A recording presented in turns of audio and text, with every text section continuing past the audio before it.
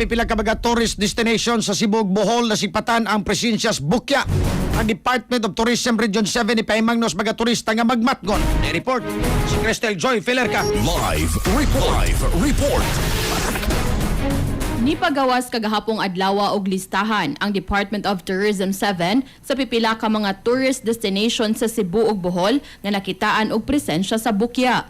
Matod sa DOT7 nga ang hinungdan nga nasigpatan ang mga bukya sa kabaybayunan tungod kini kay karong buwan sa Mayo ug Hunyo mo'y transition period sa habagat season ug nagdala og init nga sea surface temperature. Butang usab nga gikumpirmar ni Johan Friedrich Tejada, ang Senior Fishing Regulations Officer sa Bureau of Fisheries and Aquatic Resources kun BFAR 7.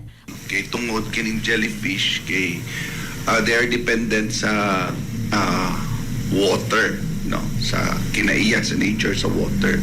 So sa ocean manggod, if these organisms are dependent on a certain temperature nga mo thrive siya, mo survive siya, or mo reproduce or mo feed, so kini nga mga organism they swim with the current, with the water column.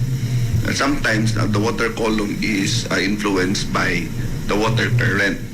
Sa probinsya sa Bohol, adunay nasigpatan sa Panglao Island, ilabi na sa Alona Beach, Bilisan, Dumaluan Beaches ug Napailing Point.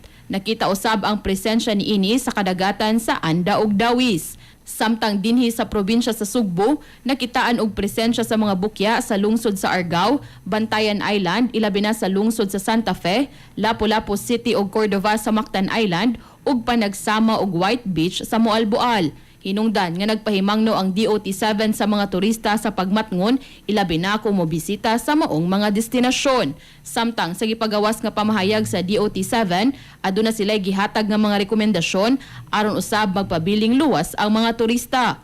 Ang mga beach marshals o resort safety personnel kinahanglang magpahigayon og inspeksyon matag buntag, ilabi na kung taob ang dagat. Kung daghan usab ang presensya sa bukya, kinahanglang pahibawon sa mga property managers ang ilang mga bisita, magbutang og advisory signage o mga localized flags sa mga beach access points. Giawhag usab ang mga tourism establishments sa pag-adapt og pagbutang og beach safety flags subay sa standard sa International Life Saving Federation nga daling masabtan sa publiko ang kondisyon sa kadagatan, ginadili ang pagkaligo, marine hazards ug emergency safety advisories. Samtang ang mga resort frontliners, boat captains ug local community guides kinahanglan usab nga makahibaw sa first aid measures. Para sa atong mga katropa nga gustong palig-unon ang immune system, malikayan ng ubo, hilanat labad sa ulo ug di makahilab sa tiyan, ang Santhone Vitamin C, the alkaline vitamin C maoy haom alang kanato mga katropa.